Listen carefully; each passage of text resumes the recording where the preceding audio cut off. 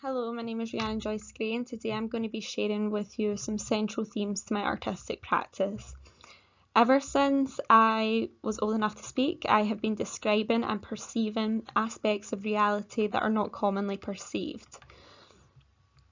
Through research, I now understand this to be the imaginal realm, and for me, the imaginal realm is being able to sense and perceive an essence of spirit that is omnipresent throughout every aspect of reality.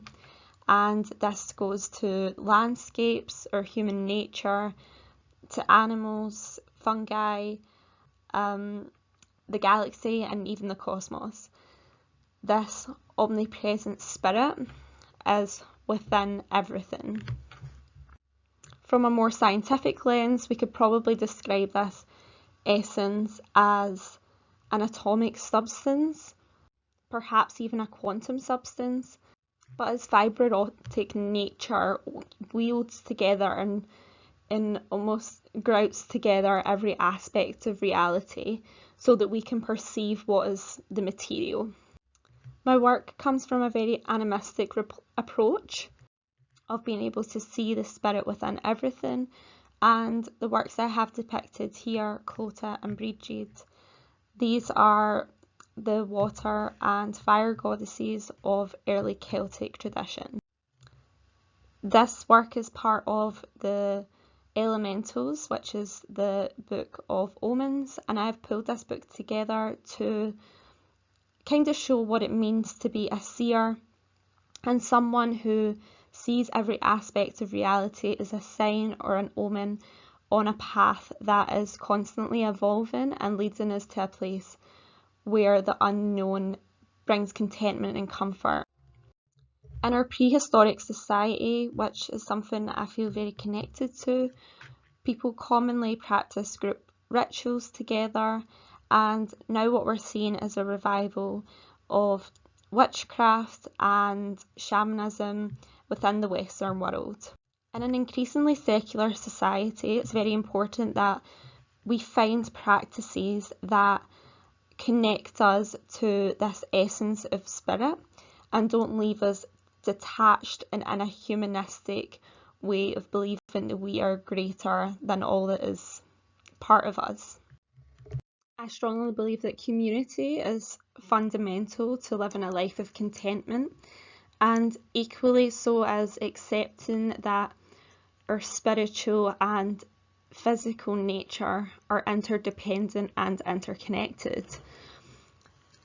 My work is rich in symbolism, and here we have a Celtic knot which represents these ideas of interdependence and interconnectedness.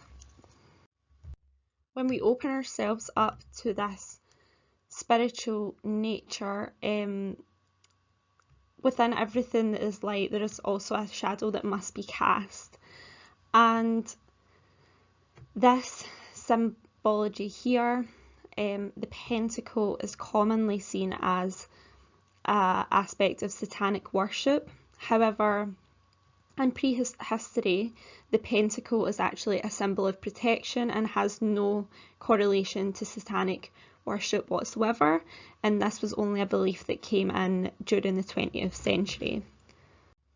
All of my workshops and contributions to the community involve grounding their energy in a practice that is protected, concise, and allows people to explore and express themselves in a way that is non-judgmental. It is important for me to open my work up for it not to be constricted in any way that speaks to any sort of cultural or economic hierarchy. And this is a lot to do with my upbringing and my roots of where I came from. Salt is also another tool that's used for protection, but equally grit salt boxes are somewhere I would stand to count to go and play hide and seek. So it's bringing this idea of spirituality with the very material world that I grew up in and was a part of, and seeing how the essence of both of them combined. this site in itself was an omen, because as I was walking through the tunnel, the light started to cast itself onto the grit salt box, and then the idea came up for me. And that is just the way that I go around my practice, is to follow these omens, and I don't always know where they're going to lead me to, but sometimes wonderful things happen, and I get to see for myself where these Celtic knots and these interdependent moments of the spiritual and material worlds connect. So thank you very much for listening.